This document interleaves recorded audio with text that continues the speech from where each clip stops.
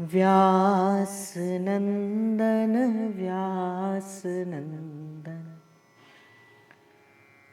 व्यास नंदन गाइए,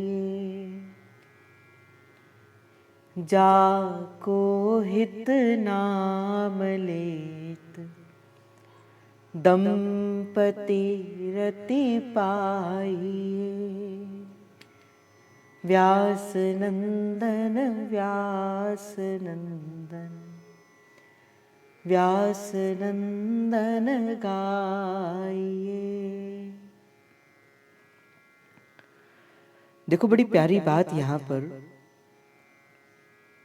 श्री रूपलाल गोस्वामी जी कहते कि देखो जीव, तेरे जीवन का मूल कार्य क्या है? जिस कारण से भगवान ने तुझे इस मनुष्य रूपी तन दिया है, जो कार्य करने के लिए इस भगवान ने कृपा करके तुझे इस लोक के अंदर भेजा है, तेरा कारण क्या है?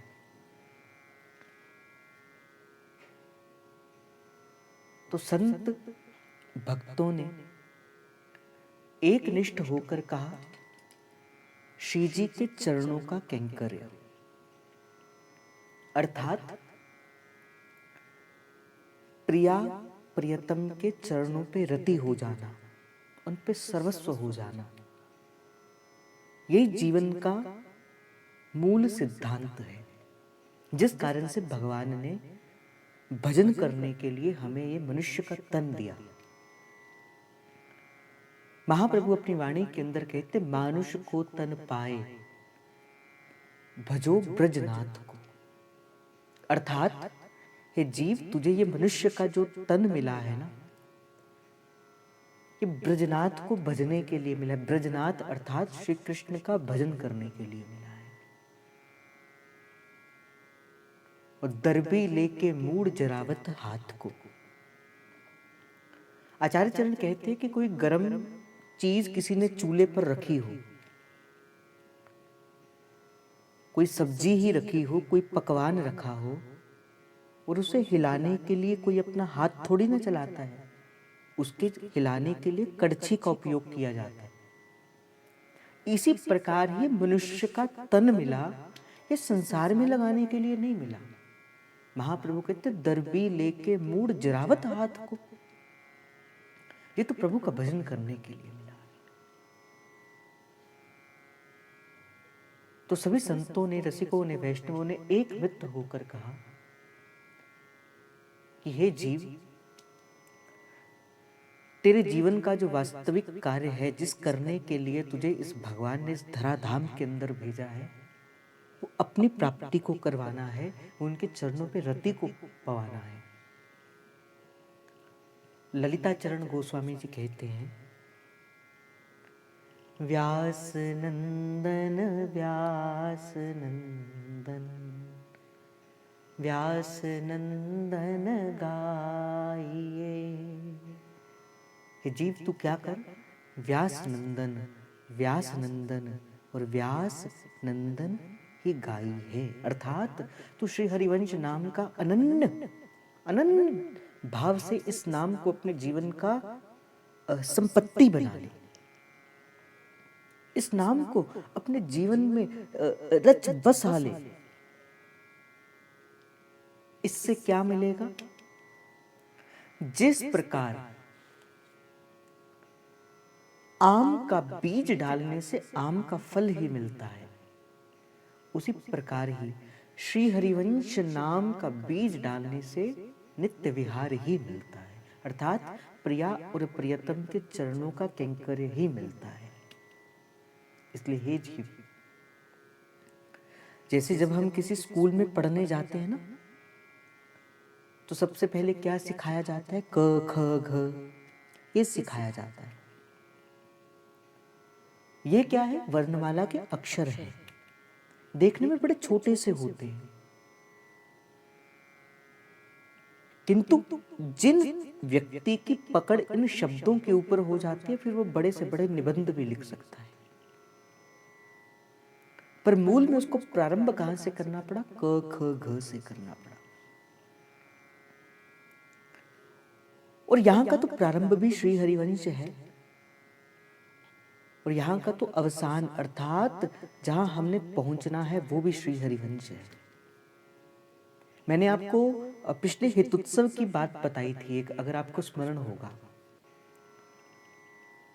परम पूजनीय रसिक पद रेणु स्वामी शहीदास जी महाराज के परम कृपा पात्र जो महाराज जी इस समय विराजमान हैं, उनके संग कुछ बात करने का अवसर मिला। एक दो क्षण की बात हुई, अधिक नहीं हुई।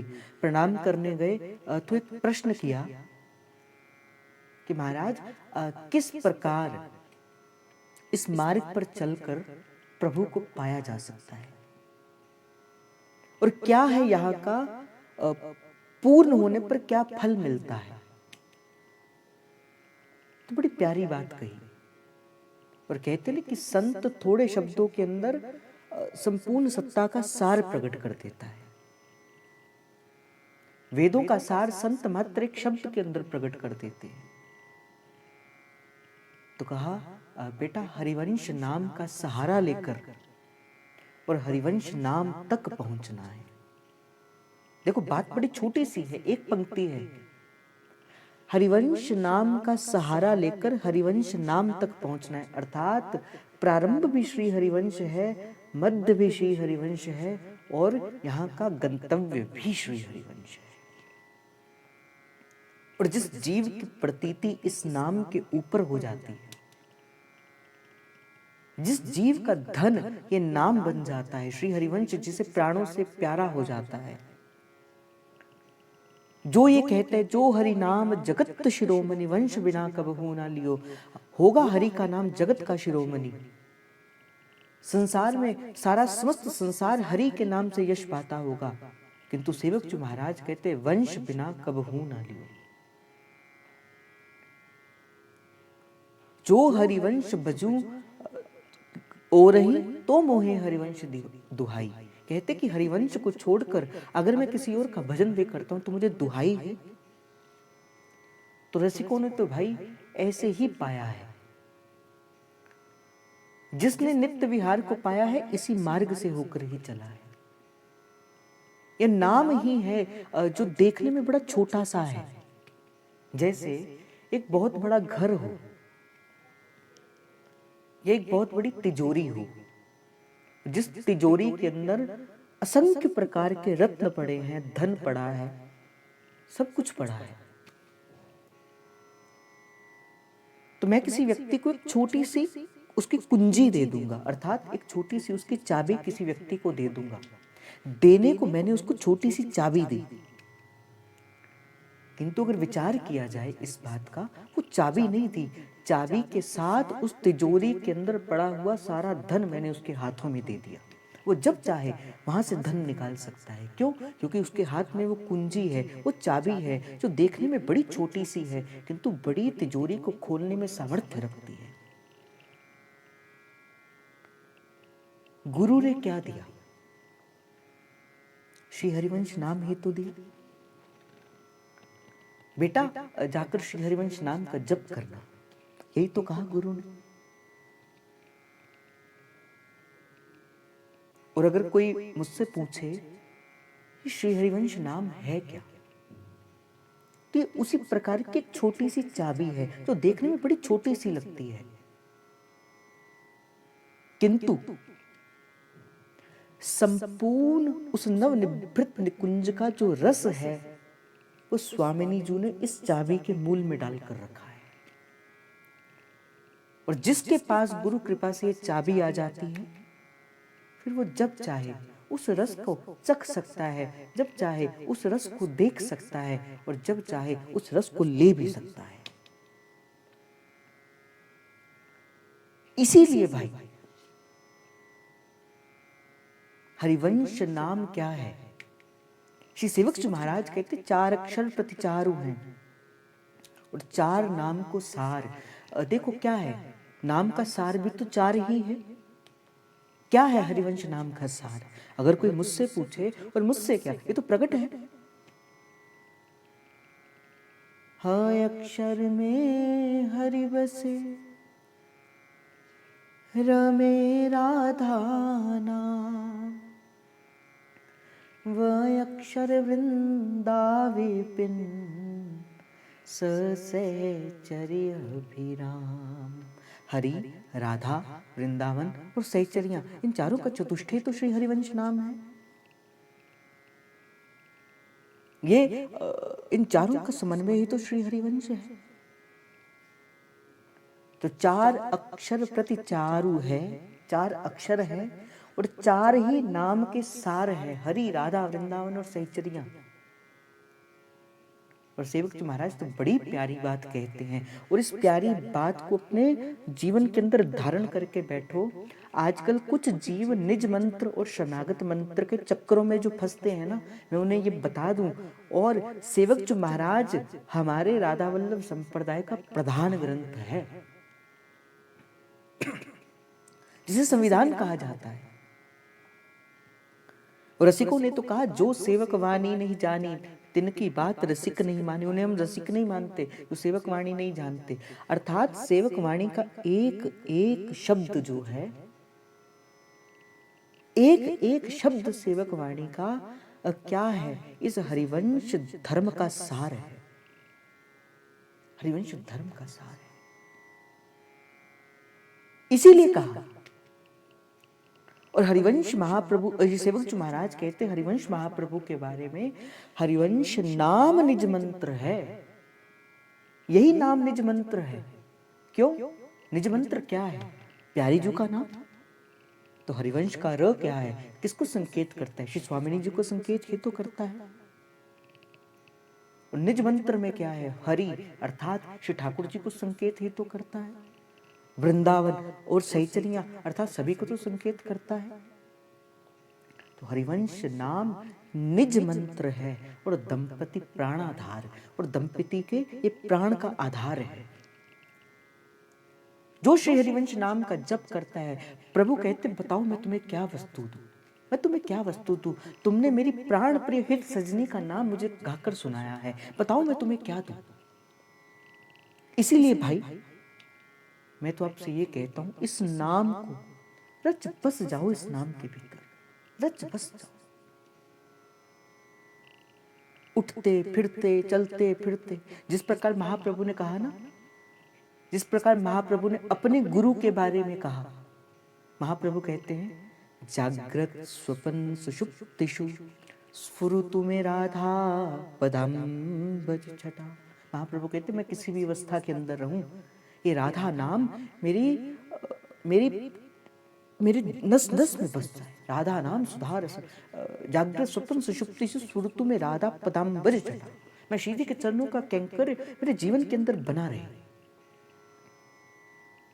और जैसे कहते हैं ना कि गुरु के पीछे पीछे शिष्य को चलना चाहिए, इसी में शिष्य का गौरव होता है भाई। हमें रास्तों की जरूरत नहीं है, हमें तेरे कदमों के निशान मिल गए हैं। हमें रास्तों की जरूरत नहीं है, हमें तेरे कदमों के निशान मिल गए हैं। और महाप्रभु ने तो अनन्य भाव से अपने गुरु का भजन किया।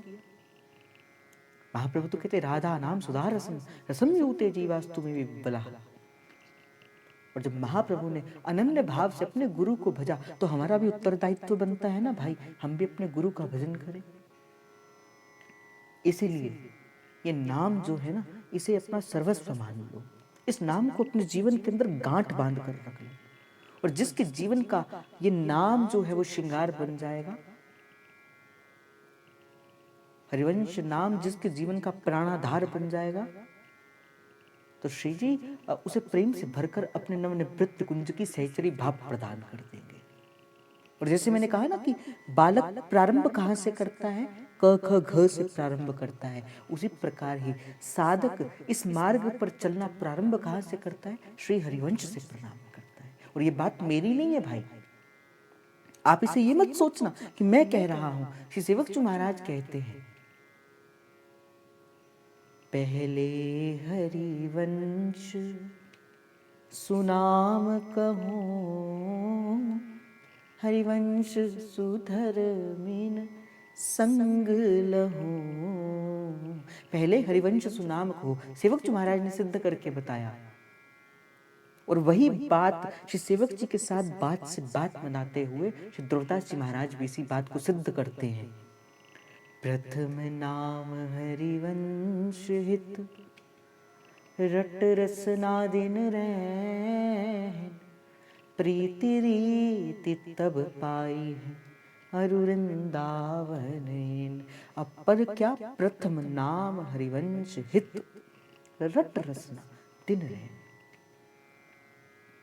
यही है भाई, यही है मार्ग। इसीलिए व्यास नंदन व्यास नंदन व्यास नंदन गाई हैं, जाको हित नाम लेत दंपति रति पाई है। आप कहते हो हमें तो राधा राधा नाम करने में आनंद मिलता है। भाई हरिवंश नाम के मध्य तो राधा ही राधा है। हरिवंश नाम के मध्य तो कृष्ण ही कृष्ण है। हरिवंश नाम के मध्य तो वृंदावन ही वृंदावन है। और हरिवंश नाम के मध्य तो सहचरियां ही सहचरियां हैं। गुरु कृपा से जिसे दृष्टि मिली श्री हरिवंश नाम को देखने की, फिर उसे कुछ और दिखता नहीं, फिर उसे किसी और को देखने की इच्छा रहती नहीं। इस हितोत्सव में एक प्रसाद यहां से लेकर जाओ, क्योंकि देखो अगर आप यहां पर आए हो तो कुछ ना कुछ प्रसाद देना मेरा भी उत्तरदायित्व बनता है। आप यहाँ आए हो तो कुछ ऐसी कुंजी मैं आपको बता दूं जिससे आप अपनी यात्रा का प्रारंभ कर सकें, और जिन्होंने प्रारंभ कर लिया है वो और सुदृढ़ता के साथ चलकर अपनी यात्रा के गंतव्य तक पहुंच सके। तो एक ही कारण है, एक ही साधन है और एक ही फल है। श्री हरिवंश श्री हरिवंश श्री हरिवंश। महाप्रभु के चरणों की अनन्य प्रीति, आचार्य के चरणों की अनन्य प्रीति। और भाई मैंने तो एक भी दिन आपसे कहा था, जो प्रेम, जो माधुर्य, जो वात्सल्य, जो उदारता, जो करुणा स्वरूप जो महाप्रभु श्री हरिवंश जी महाराज अपने साधकों को देते, अपने भक्तों को देते, अपने रसिकों को देते हैं, उतना सारे संसार में कोई नहीं देता।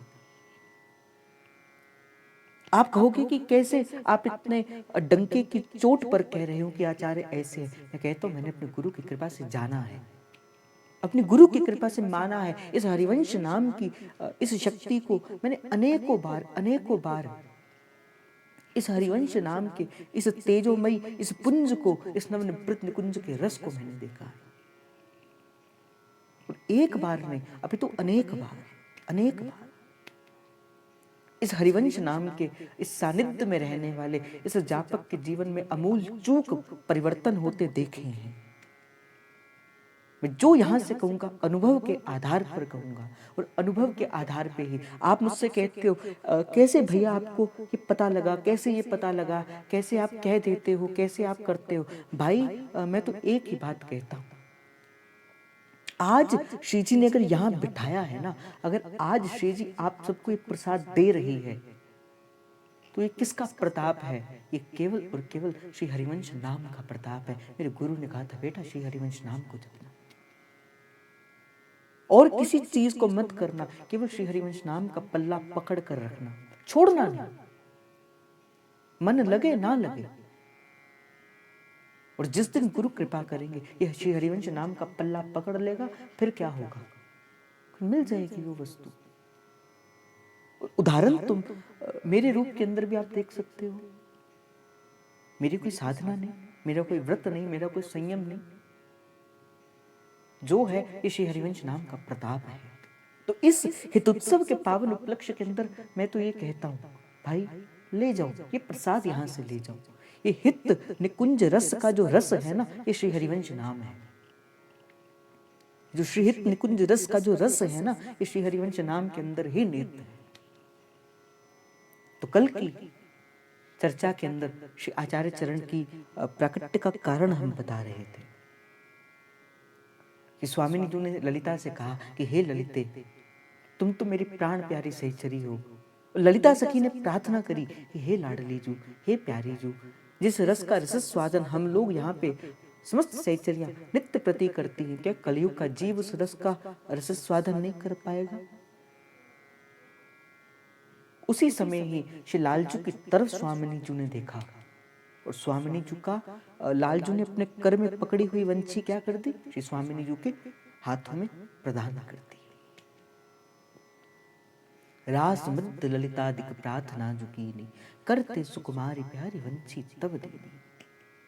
कली सोई प्रगट रूप वंशी वपुधार्यो। और कहा स्वामिनी जी ने, ये ही कलयुग के अंदर, ये मेरी प्राण प्रिय वंशी कलयुग के अंदर जाके श्री हरिवंश नाम से प्रकट होगी और सारे संपूर्ण जीवन के अंदर, सारे संसार के अंदर मेरे नाम का, मेरे नवनिवृत्त निकुंज के इस रस को सारे संसार के अंदर प्रकट कर देगी।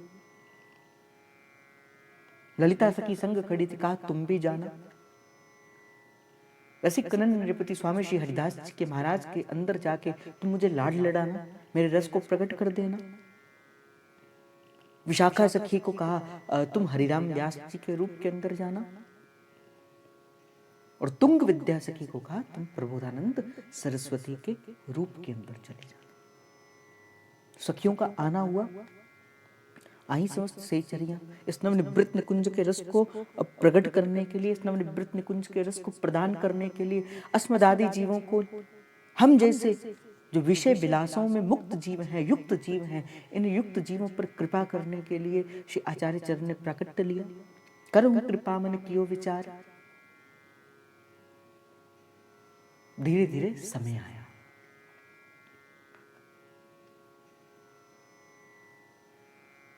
और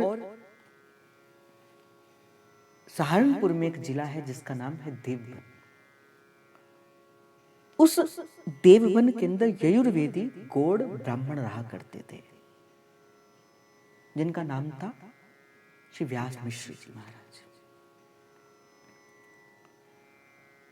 व्यास मिश्र के श्री पिताजी थे, जिनका नाम था तपन मिश्र जी महाराज। और तपन मिश्र के जो पिताजी थे, उनका नाम था जीवन मिश्र जी महाराज। और कहते कि ऐसे यजुर्वेदीय गौड़ ब्राह्मण और ज्योतिष, इतने बड़े ज्योतिष विद्वान जो थे वो व्यास जी महाराज थे कि मानो कोई जीव उनके सन्मुख आता तो उस जीव के भूत भविष्य और वर्तमान को बताने के लिए उन्हें कोई कुंडली लिखने की आवश्यकता नहीं पड़ती, कोई गणना करने की आवश्यकता नहीं पड़ती। मात्र उसके बाल की रेखाओं को देखकर, मात्र उसके उस रूप को देखकर उसके अगले पिछले संपूर्ण बता देते। ऐसा व्यास जी का वो अकट्य वो ब्राह्मणत्व और उसमें ज्योतिषाचार्य तो मानो सारे संसार के सबसे बड़े। तो व्यास मिश्र जी के पिताजी श्री तपन मिश्र जी और तपन मिश्र जी के पिताजी श्री जीवन मिश्र जी, अर्थात श्री महाप्रभु के पिताजी श्री व्यास मिश्र जी, महाप्रभु के दादाजी श्री तपन मिश्र जी और महाप्रभु के परदादाजी श्री जीवन मिश्र जी। इस जो यहाँ से प्रसाद दिया जा रहा है ना, इसे लिख लिया करो कहीं। ये आपको किसी पुस्तक अथवा पोथी के अंदर नहीं मिलेगा, ये आपको कहीं पे भी नहीं मिलेगा। इसलिए इस बात को लिख लो, कहीं ना कहीं इस बात को लिख लिया करो। गोत्र महाप्रभु का कश्यप और शाखा मध्यंगिनी। महाप्रभु का प्राकट्य कश्यप गोत्र के अंदर हुआ और महाप्रभु की जो शाखा थी मध्यंगिनी थी। बड़ी प्यारी बात यहाँ पे कहते हैं, जीवन मिश्र भये जग पावन, तिनके हिम कर तपन निसावन, तिनके सुत नव नव योगेश्वर, तीनों में व्यास मिश्र अखिलेश्वर, तिनके सुत भय श्री हरि आप, वंश सहित जग अमीय प्रताप, प्रगट भये श्री हित हरिवंश परिकर जुत अंशन के अंश प्रगट भये श्री हरिवंश परिकर जुत अंशन के अंश। तो महाप्रभु के बारे में श्री रसिकों ने कहा, वैष्णवों ने कहा, आपके पिता श्री व्यास मिश्र जी महाराज और व्यास मिश्र जी के पिता अर्थात श्री तपन मिश्र जी महाराज, तपन मिश्र जी महाराज के 9 पुत्र हुए, जिन 9 पुत्रों को नव योगेश्वरों के नाम से जाना जाता है। अर्थात महाप्रभु जी के ताया जी और चाचा जी 9 पुत्र थे, 9 भाई थे। मैं ये फिर से कह रहा हूं, इन बातों को आप कहीं ना कहीं लिख लो, नहीं लिखना तो जब यहाँ पे ये वीडियो हम डालेंगे तो उस समय आप लिख लेना, बड़े ध्यान से इस बात को सुनो। महाप्रभु के पिताजी श्री व्यास मिश्र, क्योंकि मैं हो सकता है मैंने तुम्हें आपसे प्रश्न भी पूछूं, महाप्रभु के पिताजी श्री व्यास मिश्र जी, व्यास मिश्र के पिताजी श्री जीवन मिश्र जी, तपन मिश्र जी, और तपन मिश्र के पिताजी श्री जीवन मिश्र जी। महाप्रभु की पत्नी माता रुक्मिणी जी, और महाप्रभु के पिताजी कितने भाई? 9 भाई थे। इनमें जो सबसे बड़े भाई थे उनका नाम था केशव मिश्र। कश्यप महाप्रभु का गोत्र और शाखा मध्यंगनी। तो महाप्रभु का ये जीवन, महाप्रभु का ये परिवार, ये कुटुंब, तो जो सबसे बड़े भाई थे श्री व्यास मिश्र जी के, जो सबसे बड़े भाई थे उनका नाम था केशव मिश्र जी। सन्यास धर्म के अंदर उन्होंने दीक्षा ली, और सन्यास धर्म के अंदर दीक्षा लेने के बाद श्री केशव मिश्र जी का नाम पड़ा श्री नरसिंह आश्रम जी महाराज। और जैसा मैंने पहले भी कहा आपको, श्री व्यास मिश्र जी बड़े अनन्य क्या थे? ज्योतिषाचार्य थे। और ऐसा ज्योतिष शास्त्र उनका था कि उनके जैसा तो कोई भी, उनके जैसा तो कोई भी संपूर्ण संसार के अंदर ज्योतिष नहीं था। उस समय की बात है, श्री केशव मिश्र जी की दीक्षा हुई, बाल ब्रह्मचारी थे, सन्यास धर्म में दीक्षा लेकर नाम पड़ा नरसिंह आश्रम जी। उस समय मलेच्छों का आक्रमण भारत की भूमि के अंदर होना प्रारंभ हो गया, और दिल्ली के तख्त पर उस समय सिकंदर लोदी बैठा। बात है 1479 से 1517 तक की। 1479 से 1517 तक के लिए दिल्ली के तख्त पर सिकंदर लोदी बैठा, और विक्रम संवत 1546 से 1574 तक कट्टर मुसलमान, इतना कट्टर मुसलमान कि नाइयों से कह दिया कोई भी हिंदुओं की हजामत नहीं करेगा, जहां जहां हिंदुओं के मंदिर है तोड़ दो, मार दो। ऐसा कट्टर मुसलमान जो अपने व्रत के लिए अनन्य था, मुसलमान धर्म को बढ़ाने के लिए किसी भी हद तक गुजर सकता था, इस प्रकार का वो कट्टर मुसलमान सिकंदर लोदी। एक बार सिकंदर लोदी के मन के अंदर आया, हम चाहते हैं सारे संसार के अंदर हमारा एक छत्र राजा राज्य हो, हम सारे संसार के अंदर राज्य करना चाहते हैं, किंतु कैसे राज्य को किया जाए, कब किस राज्य के ऊपर आक्रमण किया जाए कि जहां से हमें उस राज्य पर विजय मिल जाए।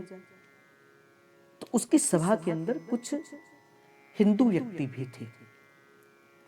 तो उन्होंने सिकंदर लोदी से कहा कि महाराज, इस हिंदू संस्कृति के अंदर एक ऐसा शास्त्र होता है जिस शास्त्र के अंदर भूत, भविष्य और वर्तमान, इन तीनों की काल गणना से बात की जा सकती है, जिसे ज्योतिष शास्त्र कहा जाता है। और अगर कोई विद्वान, कोई ज्योतिष,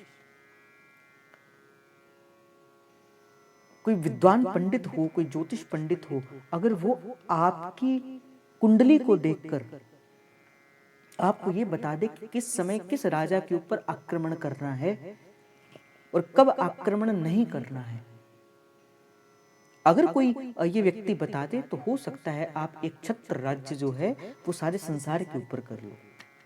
ये बात जच गई सिकंदर लोदी को। कहा कि चलो पूरे भारत वर्ष के अंदर जो सबसे प्रकांड विद्वान है, जो ज्योतिषाचार्य है, उनको पकड़ कर लेकर आओ। ढूंढते ढूंढते सारा संसार जानता था कि उस समय व्यास मिश्र जी से बढ़कर कोई ज्योतिषाचार्य नहीं है। पहुंचे कहां पर? श्री देवबन के अंदर, जहां व्यास मिश्र जी अपनी पत्नी के संग रहा करते थे। सैनिकों ने फरमान सुनाया कि सिकंदर लोदी आपको याद करते हैं। कहते कि जबकि व्यास मिश्र जी को इस बात की कोई आवश्यकता नहीं थी, क्योंकि ज्योतिष शास्त्र से श्री जी की हेतु की कृपा से व्यास मिश्र जी के पास धन धान्य की संपत्ति भरकर पड़ी थी, बहुत कुछ था, सर्वगुण संपन्न थे। व्यास मिश्र का जो परिवार था वो सर्वगुण संपन्न था, धन धान्य की किसी वस्तु की कमी नहीं थी, किसी चीज की आवश्यकता व्यास मिश्र जी महाराज को नहीं थी। किंतु व्यास मिश्र ने इस बात का विचार किया, राजा आगे ही हिंदुओं का कट्टर दुश्मन है और इस समय राजा ने मुझे बुलाया है, अगर मैं नहीं जाऊंगा हो सकता है राजा देवबन के अंदर आक्रमण कर दे, हो सकता है वो हिंदुओं को और कष्ट देना प्रारंभ कर दे, वो सनातनियों को मारना प्रारंभ कर दे, तो कम से कम मैं जाकर राजा को समझा ही दूंगा। इस इच्छा से सैनिकों को श्री व्यास मिश्र जी ने कहा, आप जाइए और राजा को जाकर सूचना दीजिए, हम कल ही आपके दरबार पे उपस्थित हो जाएंगे। श्री व्यास मिश्र जी ने 4 नारियल के फल लिए, जिसे श्रीफल कहा जाता है, और जाकर अगले दिन ही श्री व्यास मिश्र जी महाराज किससे मिले? सिकंदर लोदी से, उसके दरबार में मिले। और जैसे ही सिकंदर लोदी के दरबार के अंदर श्री व्यास मिश्र जी महाराज ने अंदर आना प्रारंभ किया, मुख पर ऐसा तेज आवामंडल मानो सूर्य ही चलता आ रहा हो, वो सिकंदर लोदी के दरबार के अंदर। व्यास मिश्र को आते देखते सिकंदर लोदी अपने स्थान से खड़े हो गए। आओ महामुनि आइए। उस समय सिकंदर लोदी ने कहा, आपके हाथ में ये 4 नारियल के फल कैसे? उस समय व्यास मिश्र ने कहा कि देखो राजन, भारतीय संस्कृति के अंदर ये 4 नारियल 4 फलों को संबोधित करते हैं। पहला धर्म, दूसरा अर्थ, तीसरा काम और चौथा मोक्ष। मैं ये फल अगर तुम्हारे पास लेकर आया हूं, धर्म, अर्थ, काम और मोक्ष, तो अगर तुम मेरे कहे के अनुसार चलोगे तो तुम्हें धर्म भी मिलेगा, तुम्हें अर्थ भी मिलेगा, तुम्हें काम का सुख भी मिलेगा और तुम्हें अंत गत्वा मोक्ष भी मिलेगा। इसीलिए मैं ये चारों फल तुम्हारी झोली में डालने के लिए आया हूं, ये 4 आशीर्वाद मैं तुम्हें देने के लिए आया हूं, धर्म, अर्थ, काम और मोक्ष। जैसे सिकंदर लोदी ने इस बात को सुना, प्रसन्न हो गया, प्रसन्नता के साथ श्री व्यास मिश्र जी के चरणों पे गिरा और व्यास मिश्र से कहता है, हम आपके उस पांडित्य को देखना चाहते हैं, हम आपके ज्योतिषाचार्य को देखना चाहते हैं। और व्यास मिश्र तो पहले बहुत बड़े प्रकांड पंडित थे, श्री ज्योतिषाचार्य थे। सिकंदर लोदी का माथा देखकर उसके अगले पिछली सारी बातें बता दी और एकदम सटीक जानकारी बताई। अब तो व्यास मिश्र के चरणों पर गिर गया वो सिकंदर लोदी और व्यास मिश्र से कहता है कि हम आपको आज से अपने दरबार का राजगुरु नियुक्त करते हैं। आज से आप सिकंदर लोदी के दरबार के राजगुरु हैं और हम आपको 4000 मनसबदार जो है वो प्रदान करते, 4000 अशरफियां प्रत्येक मास आपके घर पर आ जाया करेंगे। उस समय श्री व्यास मिश्र जी ने कहा कि देखो राजन, मैं देवबन के अंदर रहता हूं, आप मुझे राजपद को स्वीकार दे रहे हैं, चलो मैं इस राजपद को स्वीकार करता हूं, तुम्हारे कहने पर मैं इस राजपद को स्वीकार करता हूं, किंतु मैं तुम्हारे साथ दिल्ली में नहीं रह सकता, क्योंकि मेरे घर पे श्री ठाकुर जी की सेवा है और वो सेवा मेरा सर्वोपरि है, वो सेवा ही मेरा सर्वस्व है। मैं उस सेवा को छोड़कर नहीं आ सकता और मेरा परिवार, मेरा कुटुंब सारा देवबन के अंदर रहता है। तुम जब कहोगे मैं तुमसे मिलने के लिए, तुम्हें परामर्श देने के लिए या तुम्हारी बात सुनने के लिए यहाँ पे आ जाया करूंगा। राजा इस बात को मान गया और राजगुरु के पद को पाकर श्री व्यास मिश्र जी कहाँ पर आ गए? अपने परिवार के अंदर, श्री देवबन के अंदर आ गए। एक दिन की बात, माता तारा रानी और व्यास मिश्र जी महाराज उस देवबन के अंदर अपने घर के आंगन के अंदर बैठे थे। तारा रानी कुछ उदास थी। व्यास मिश्र ने कहा, कहो तारा रानी, तुम्हारी उदासी का क्या कारण है? सदा प्रसन्न रहने वाला तुम्हारा मुख आज मलिन क्यों है? तारा रानी ने प्रेम से भरकर श्री व्यास मिश्र जी महाराज से कहा, देखो प्रभु, धन धान्य संपत्ति सब कुछ तो हमारे पास है, इस चीज की कोई कमी नहीं है। मान प्रतिष्ठा सर्वस्व तो प्रभु की कृपा से सब कुछ है। अब तो राजा ने और 4000 अशर्फियों का और महीने के महीने लगा दी, किंतु हमारे आंगन के अंदर कोई बालक नहीं है। हमारे आंगन के अंदर इस धन को व्यय करने के लिए, इस धन को लेने के लिए कोई है नहीं। इस कारण से मेरा मन दुखी है। अब व्यास मिश्र जी बड़े प्रकांड पंडित थे, अपनी कुंडली भी जानते थे। व्यास मिश्र ने तारा रानी से कहा, तारा रानी, मैंने अपनी कुंडली को देखा है, इस जन्म में क्या, हमारे तो 7 जन्मों में पुत्र की प्राप्ति नहीं है, हमें ऐसे ही रहना पड़ेगा। ये कहकर तारा रानी का मुख और विलीन हो गया, दुखी रहने लगी तारा रानी। फिर एक दिन की बात है, समय बीता। व्यास मिश्र जी के सबसे बड़े भाई, जिन्होंने संन्यास धर्म के अंदर दीक्षा ले ली थी और जिसका नाम नरसिंह आश्रम जी महाराज था, अब व्यास मिश्र जी भी प्रकांड पंडित थे, धार्मिक स्वभाव के बारे में तो उनका अपने भाई के प्रति बहुत प्रेम था।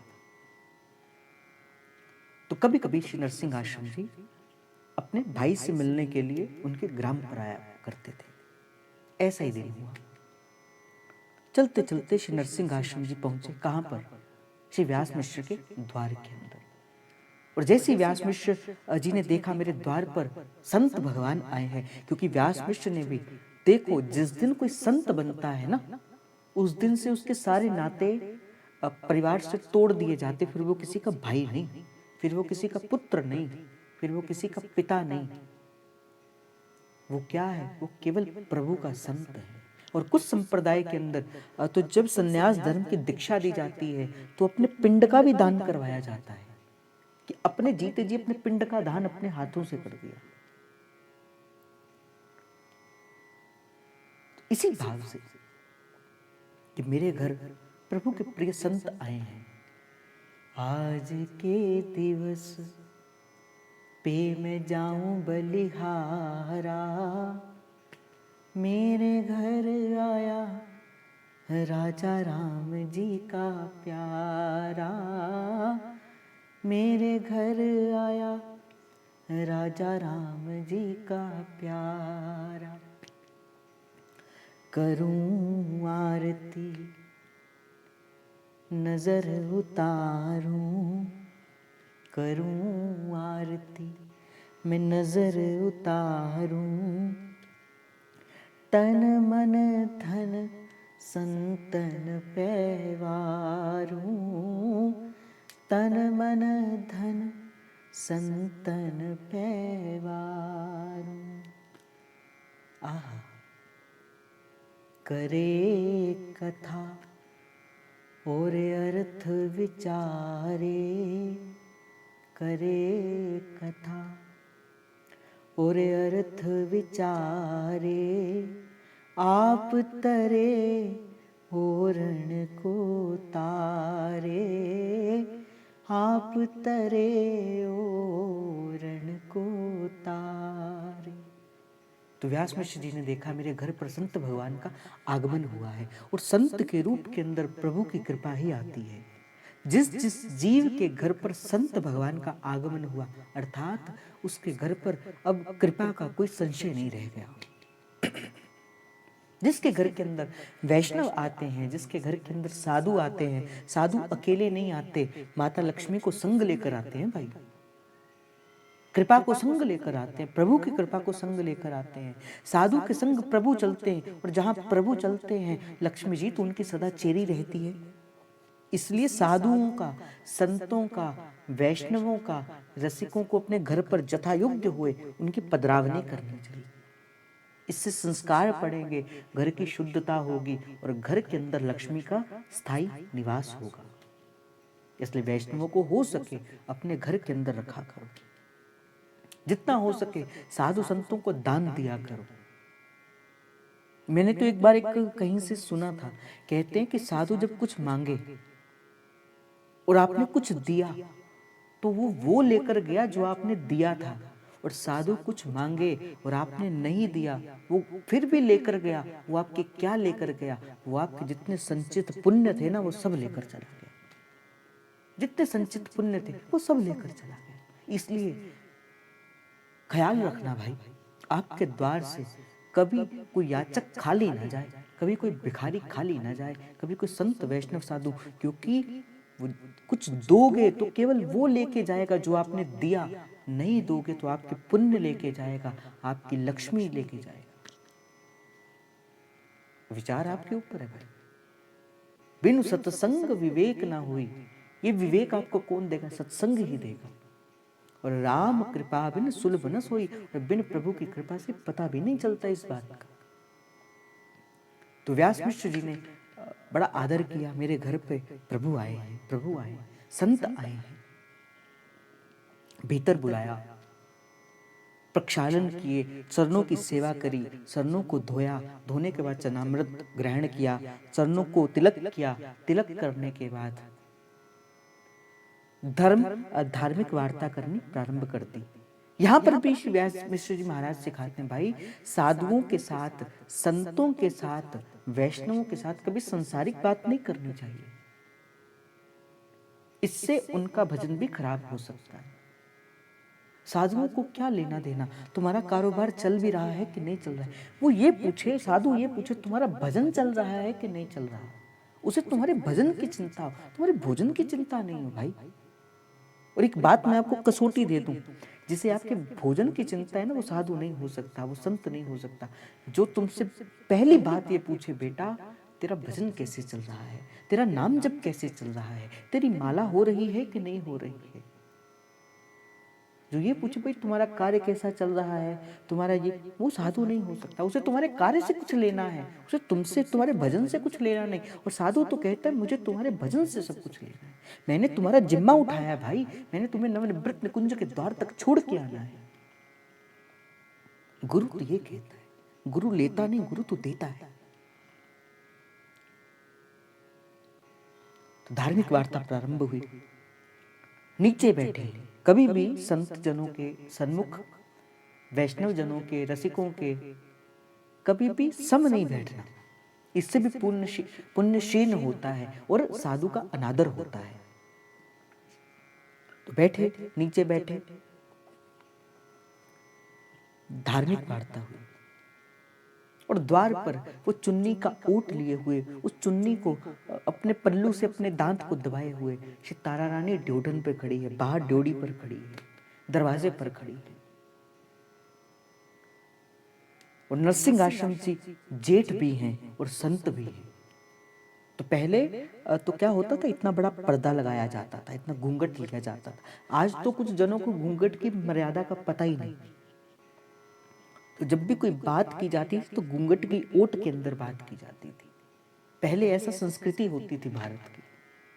बड़े बुजुर्ग सिर पर कपड़ा, पगड़ी बांधा करते थे, माताएं सिर पर पल्लू रखा करती थी। आज कुछ नहीं रहा। हम अपने रहने चलने के ढंग को ही भूल गए। इस कारण से हम अपनी जड़ों से बाहर आ गए। फिर कहते हैं हमारे बालक संस्कारी नहीं होते, हमारे बालक संस्कारी नहीं होते। कैसे होंगे? हमने संस्कारों को छोड़ दिया तो बालक कैसे संस्कारी होंगे? तो घूंघट का ओढ़ रखकर श्री तारा रानी दरवाजे पर खड़ी थी। नरसिंह आश्रम जी ने कहा, तारा रानी बाहर क्यों खड़ी हो, भीतर आ जाओ। मैया भीतर आई। कहो तारा रानी, सब ठीक तो है?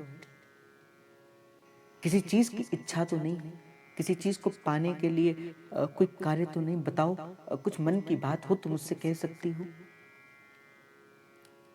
तारा रानी ने कहा कि प्रभु, वैसे तो आप समस्त संतों की कृपा से घर में धन धान्य संपूर्ण है, वैभव सुख संपत्ति सब कुछ है। किसी चीज को पाने की इच्छा नहीं है, किसी चीजों को पाने का कार्य नहीं है, प्रयोजन नहीं है। और ये कहकर तारा रानी मौन हो गई। तारा रानी मौन क्यों हो गई? निसंकोच होकर कहो, तुम्हारे मन में क्या चल रहा है? तुम्हारे मन में शिकन कैसी है? निसंकोच होकर मुझसे कहो। तारा रानी ने कहा, प्रभु मैं कैसे कहूं? आपकी कृपा से धन धान्य का भंडार भरे पड़े हैं, किंतु इस धन धान्य का भोग करने वाला कोई नहीं है। हमारे घर पे पुत्र कोई नहीं है। आप कृपा करें तो हमें पुत्र रत्न की प्राप्ति करवा दीजिए। और नरसिंह आश्रम जी पहुंचे हुए संत थे, विद्वान थे, तो बड़े वैष्णव साधु थे। श्री व्यास मिश्र जी की ओर देखकर कहते कि हे व्यास मिश्र, क्या तुम नहीं जानते? तुम भी तो जानते हो। क्या तुमने अपनी कुंडली को नहीं देखा? इस जन्म में क्या तुम्हारी तो 7 पुश्तों तक भी, तुम्हारी 7 जन्मों तक भी तुम्हें पुत्र रत्न की प्राप्ति नहीं हो सकती। व्यास मिश्र ने अपना आंखें नीचे कर ली, मानो तारा रानी के साथ अपनी स्वीकृति दे दी हो। कुछ नहीं कहा व्यास मिश्र जी ने आगे से। और तारा रानी उस समय भी बोल पड़ी। और तारा रानी ने कहा, प्रभु अगर सब कुछ प्रारब्ध के बंधन के अंदर ही होता है, अगर सब कुछ लिखे के अनुसार ही होता है, तो फिर संत की क्या महिमा, फिर साधु की क्या महिमा, फिर वैष्णवों की क्या महिमा। जैसे तारा रानी के मुख से ये शब्द निकले, अगर सब कुछ प्रारब्ध के अनुसार ही होता है, सब कुछ कर्म के अनुसार ही होता है, तो फिर संत की क्या महिमा। क्यों प्रभु कहते, मोते अधिक संत करी लेखा। ये बात श्री नरसिंह आश्रम जी को लग गई।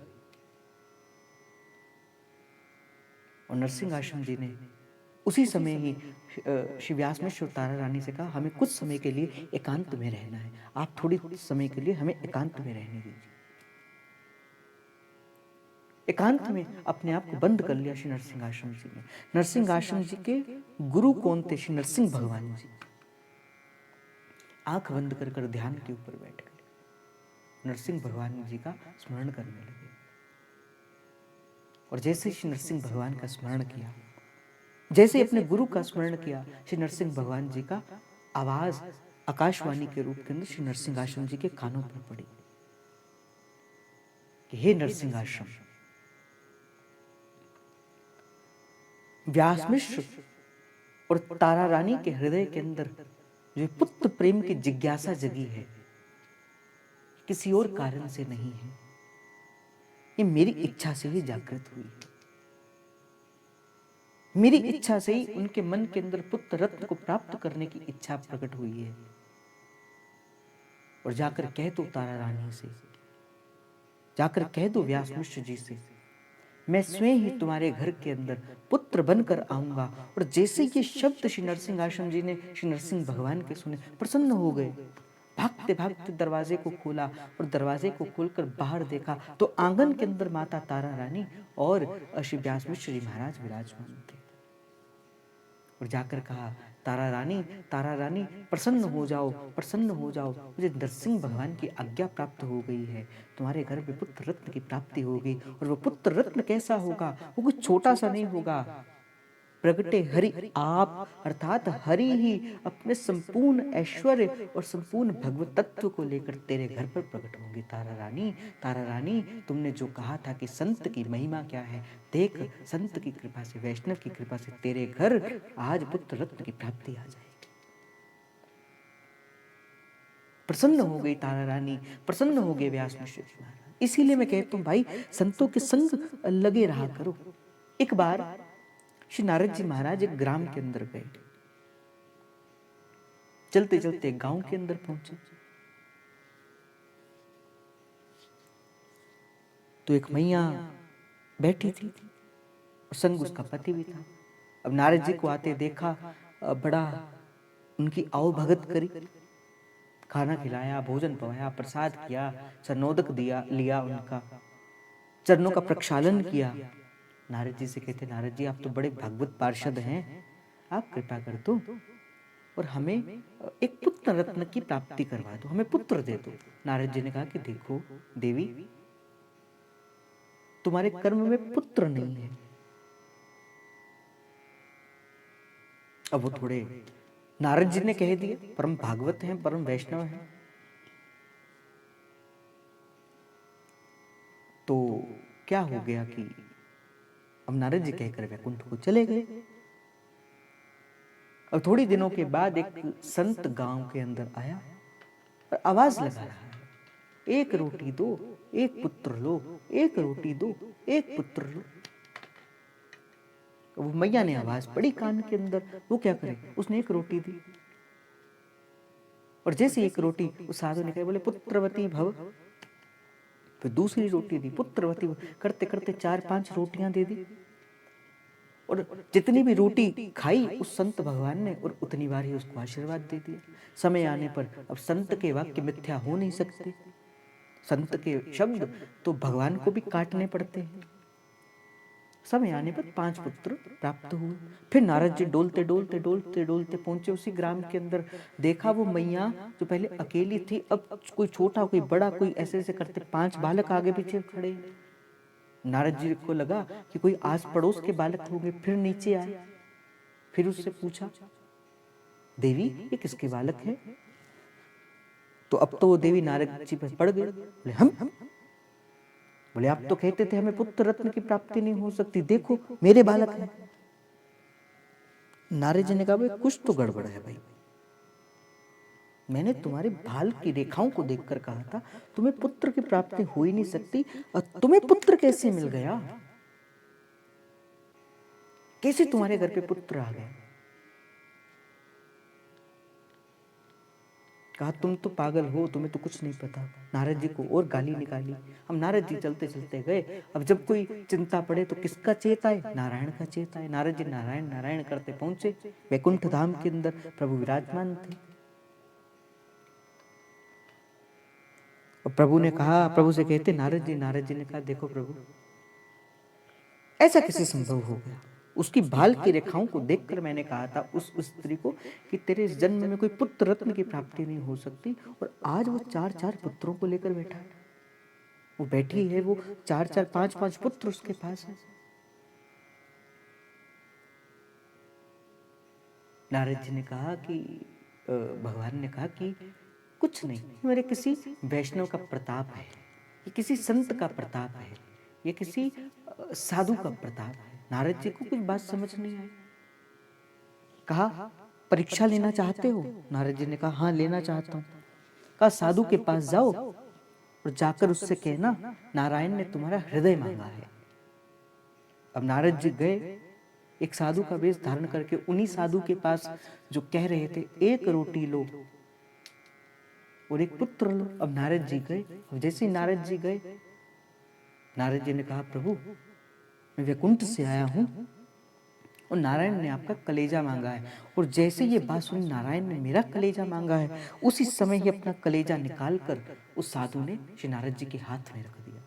नारद जी ने कहा धन्य हो आप जिसने प्रभु की एक इच्छा के बल पर अपने जीवन का बलिदान दे दिया, जिसने पूछा नहीं कि तुम सत्य कहते हो तुम झूठ कहते हो, मेरे प्रभु ने आज्ञा करी है, उन्हें कलेजे की आवश्यकता है। और देखकर नारद जी ने पुनः उनको जीवन का दान दिया। ये होते हैं संत, ये होते हैं वैष्णव। और कहते हैं कि प्रभु भी भाल की रेखा को नहीं बदल सकते, किंतु संत वैष्णव साधु बदल सकते हैं। संत वैष्णव साधु चाहे तो किसी की भी भाल की रेखाओं को बदल सकते हैं। प्रसन्न हो गए। नारद जी ने कहा अब समझ आई, अब समझ आई मुझे। तो ये है साधु, ये है वैष्णव, ये है संत। इसलिए भाई संतों के संग लगे रहा करो। नरसिंह आश्रम में तारा रानी से कहा, हे तारा रानी धन्य हो तुम, तेरे घर में स्वयं प्रभु ही रूप लेंगे। अब प्रसन्न हुए। कभी कभी श्री नरसिंह और ये कहकर नरसिंह आश्रम जी चले गए। अब कभी कभी व्यास मिश्र जी चले जाते बादशाह के पास मृतंग उनसे बात करने के लिए, कभी कुछ करने के लिए, कभी कुछ करने के लिए। समय आया, मैया गर्भवती हुई। अब जैसी मैया ने गर्भ धारण किया, जैसे मैया के गर्भ के अंदर प्रभु आप आए। अब मैया का मुख मानो इतना तेज, क्योंकि गर्भ के अंदर कौन आया था? प्रभु ही तो आए हैं। मैया के मुख का तेज कोई देख नहीं सकता, इतना तेज। अब कई बार बैठे बैठे मैया की समाधि लग जाती और समाधि के अंदर अपने आप को देखती, मैं उस नवनिवृत्त निकुंज के अंदर बैठी हूँ, सामने प्रिया प्रियतम विराजमान है। ऐसी अनेक बार उनको स्मृति आती, अनेक बार उनके मन में ये भाव आता। अनेक बार श्री तारा रानी बैठे बैठे प्रिया प्रियतम का चिंतन करते करते प्रिया प्रियतम मई हो जाती, कभी रोने लगती, कभी गाने लगती, कभी करती और कभी समाधि के अंदर बेसुद्ध हो जाती।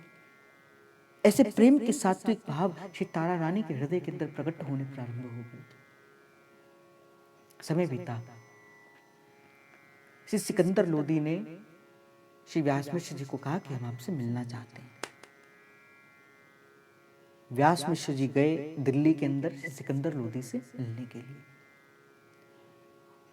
उस समय श्री सिकंदर लोदी ने व्यास मिश्र जी से कहा कि देखो, उस समय जो आर्थिक राजधानी थी वो दिल्ली नहीं हुआ करती थी, आगरा हुआ करती थी। और आगरा सिकंदर लोदी ने स्वयं बनाया था, स्वयं बसाया था। तो सिकंदर लोदी ने कहा कि हम चाहते हैं, हम आगरा जाना चाहते हैं और हम चाहते हैं कि आप भी हमारे संग चलें। श्री व्यास मिश्र जी ने सिकंदर लोदी से कहा कि देखिए प्रभु, मेरी पत्नी अभी आसन प्रसवा है, वो गर्भवती है और धर्म कहता है मुझे सबसे पहले अपनी पत्नी के संग रहना चाहिए। कोई भी उनके पास नहीं है और मुझे ही उनकी सेवा करनी है। पर सिकंदर लोदी ने कहा कि आपका जाना तो अनिवार्य है, आपको जाना ही पड़ेगा। और जैसे ही श्री व्यास मिश्र जी ने उस आज्ञा को सुना और आज्ञा को सुनकर पुनः व्यास मिश्र जी घर आए, राज आज्ञा सुना दी माता तारा रानी को। तो माता तारा रानी ने कहा कि देखो कितनी खुशी की बात है कि आगरा के रास्ते में ही ब्रजमंडल पड़ता है और हम कह देंगे कि राजन, जब हम तुम्हारे संग चलेंगे तो तुम चलते चलते आगे आगरा चले जाना, हम कुछ दिन ब्रज के अंदर श्री ठाकुर जी के दर्शन करने के लिए रुकेंगे। और दर्शन करने के बाद मेरे मन के अंदर वैसे भी बात चल रही थी कि मैं क्यों ना वृंदावन की यात्रा करूं, और चलते हुए क्यों ना, क्योंकि जो गर्भ के अंदर आया है वो तो कोटि कोटि भटके हुओं को वृंदावन की यात्रा करवाने के लिए ही तो आया था। तारा रानी ने कहा मेरे तो मन में वैसे भी ब्रज की यात्रा का ख्याल आ रहा था, ये तो प्रभु ने कृपा कर दी। तो बादशाह सिकंदर से कहो कि हम जाने को तैयार हैं। आप बादशाह से कहना कि हम वृंदावन रुकेंगे। बादशाह मुसलमान है तो वो नहीं रुकेगा और हम थोड़ी देर के लिए वहां पे रुककर और बादशाह आगे चले जाएगा, हम दर्शन करने के बाद पुनः चले जाएंगे। श्री व्यास मिश्र जी ने वैसे ही कहा। व्यास मिश्र जी गए राजा के पास और राजा से कहा कि देखो, मेरी पत्नी आसन प्रसवा है, अगर आप उनके आने जाने का प्रबंध कर दें और ठीक तरह से करें तो हम जाने को तैयार हैं, किंतु एक शर्त के ऊपर, हम रास्ते के अंदर श्रीधाम वृंदावन के दर्शन भी करेंगे। इस बात को सुनकर बादशाह मान गया और यात्रा का प्रारंभ हुआ। कल श्री जी कृपा करेंगी कल महाप्रभु का प्राकट्य होगा। आप सभी खूब उत्साह के साथ समय पर आना, और कल उत्साह के साथ समय पर आना, और शुरू शुरू में ही प्राकट्य हो जाएगा, इसीलिए समय पर आना, उत्साह के संग आना। महाप्रभु के प्राकट्य की कथा हम कल होगी, और कल पूरे 10 बजे अपना स्थान ग्रहण कर लेना, और जितना हो सकता है मंगल गान करते हुए, जितना नाम जप करते हुए, कल बधाई गीत भी होंगे, श्री महाप्रभु के प्राकट्य का गायन भी होगा। भैया हो अद्भुत मंगल आज ये भी होगा, श्री राधा नाम संकीर्तन भी होगा कल। और इसी के साथ ही आज का भाव श्री जी के गोरे चरणारविंद में समर्पित। मैं पुनः कहूँगा, कल महाप्रभु के प्राकट्य का समय है, कल महाप्रभु के प्राकट्य की वेला है, तो कल पूरे 10 बजे ही सही, पूरे 10 बजे अपना खाना पीना जो कुछ करना है वो कार्य आप पहले खत्म करके 10 बजे से पहले यहाँ पर विराजमान हो जाना, ताकि 10 बजे, मैं तो ये कहता हूँ कल श्री जी कृपा करें शायद 10:05 या 10:10 पर ही महाप्रभु का प्राकट्य हो जाए, तो कहीं छूट ना जाए, इसलिए कल पुनः 10 बजे श्री महाप्रभु के प्राकट्य में आप सभी सम्मिलित हों। तो आज का भाव श्री जी के गोरे चरणारविंद में समर्पित आप सभी के हृदयस्थ प्रेम प्रभु को, हित प्रभु को। जय जय श्री हरिवंश, जय जय श्री हरिवंश, जय जय श्री हरिवंश। प्रणाम।